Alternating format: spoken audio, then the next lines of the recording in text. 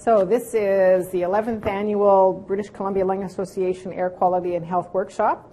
I'm Veda Peters, and I'm here with Dr. John Adgate from the Colorado School of Public Health, Denver, Colorado. So, whose presentation was titled Unconventional Natural Gas Development and Public Health. Interesting.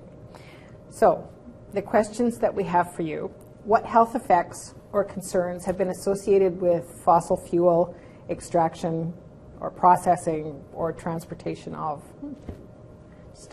Just a minor question. Okay.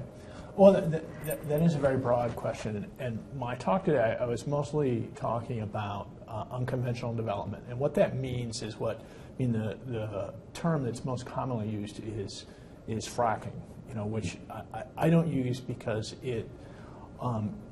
we're really interested in the whole development process, not just drilling, but the infrastructure over the entire life of the well, which can be up to 30 years.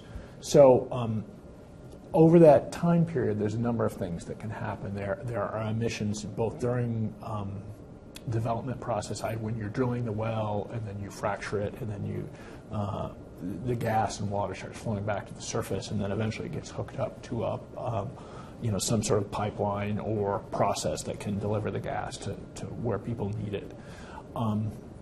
So there are a number of different hazards, potential hazards along that whole range of activities that go into developing natural gas.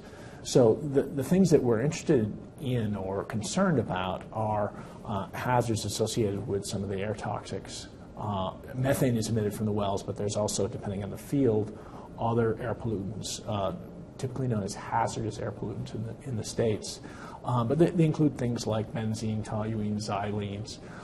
There's some other compounds like the alkanes, light alkanes, which butane, propane, and some of the longer chain, what's known as aliphatic, which we actually have less health information on, sort of animal or human toxicity, but they're typically of less concern than some of the other compounds that might be either emitted from the well or from some of the infrastructure around the well. I mean, there's a lot of diesel engines are used to power the process, so that's of potential concern.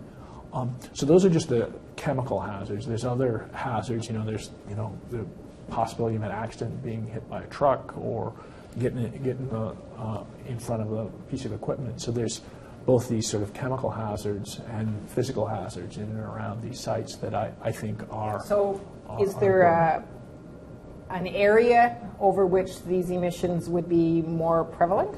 Certainly. I mean, as with most things, they're closer you are to whatever it is that's emitting, either the well or some of the associated equipment, the higher your potential exposures are.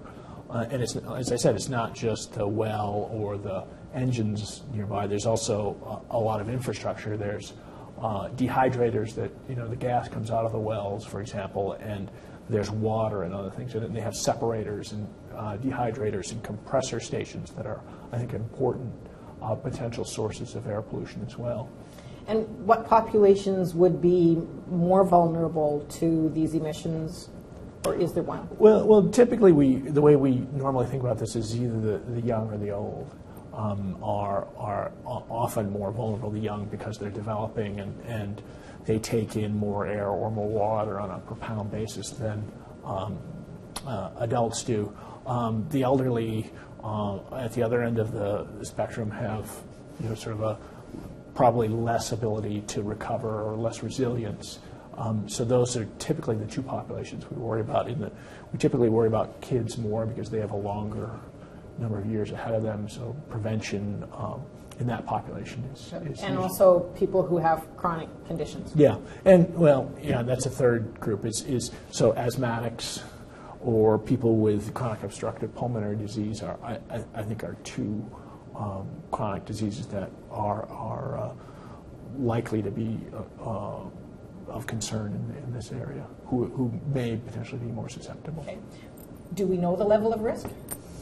Well, compared to what is always the question. I would say no. I mean, the risks. It depends a lot on how you frame the question. Is it risk from development? Is it risk from air pollution? Is it risk from some particular process? I think broadly, the risks are really uncertain. We don't know. I don't know, and I've studied this problem. But so my response to that is really anybody who tells you that it's risk-free, I think doesn't completely understand the process, because everything has some level of risk associated with it.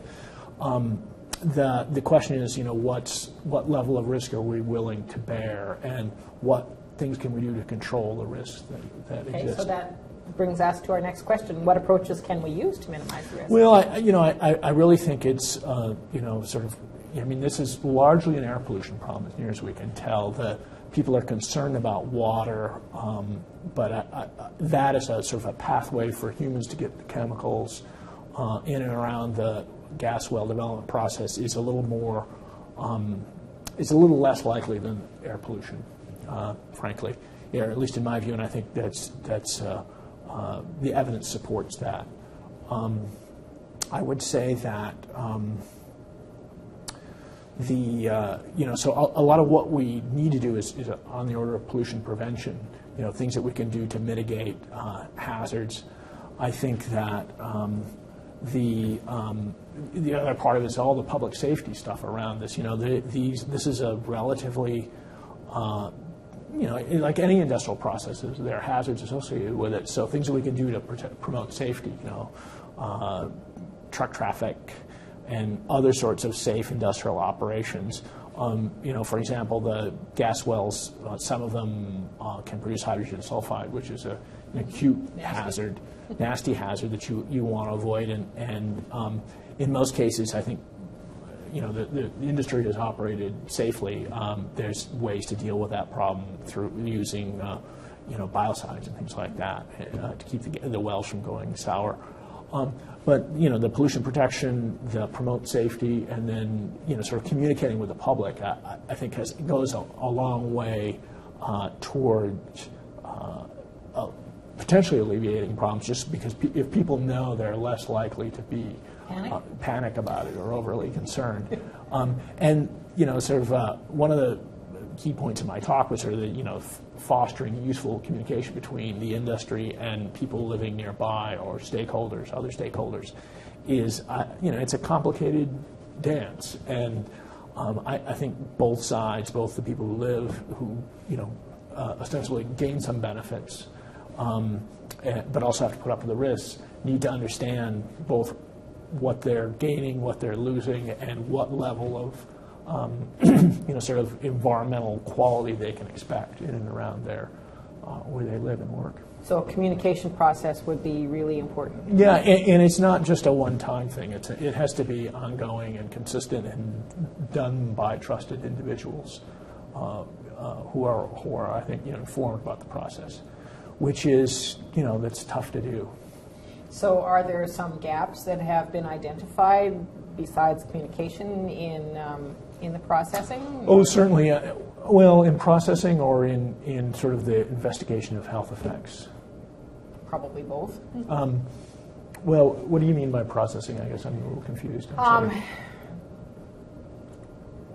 Well, my question was, are there key knowledge gaps? So I don't know where those gaps Okay, well, the key knowledge gaps are around things like what are people exposed to if they live at a particular distance from a well, if they live 500 or 700 or 1,000 feet, for example, or what are the health effects that are possible at those concentrations? How are we going about systematically tracking health effects so we can tell whether or not there is a difference over time?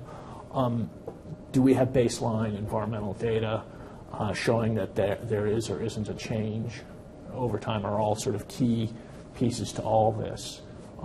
It's not just human health; it's environmental monitoring. It's and monitoring of all of the whole process. Things like traffic accident rates or benzene levels or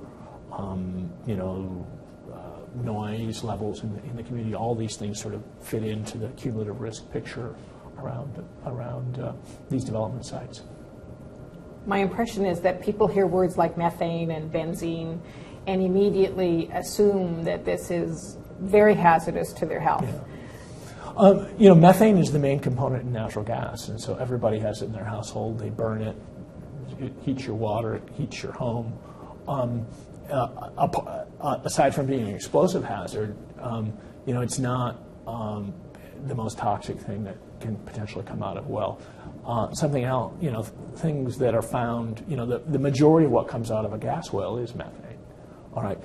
Methane has important implications for climate, which I won't go into in some of the other talks today. We'll talk about that, which is why we're interested in it. But the things that hazards we typically worry about, which have a greater likelihood of potentially causing adverse health effects, are things like benzene, which is a known human carcinogen.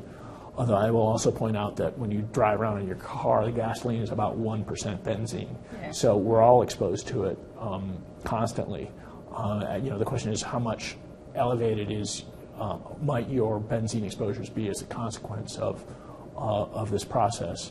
And a lot is kind of field dependent, i.e. different geologic formations have different levels of the non-methane hydrocarbons that are in them. So this is where monitoring and exposure assessment comes in, and sort of understanding that piece of the risk. Without that data, you can't say much about risk. You know that these things are hazardous, but you don't know whether or not people are exposed, and without exposure, there's no risk. Makes sense. Thank you, I think. You're welcome.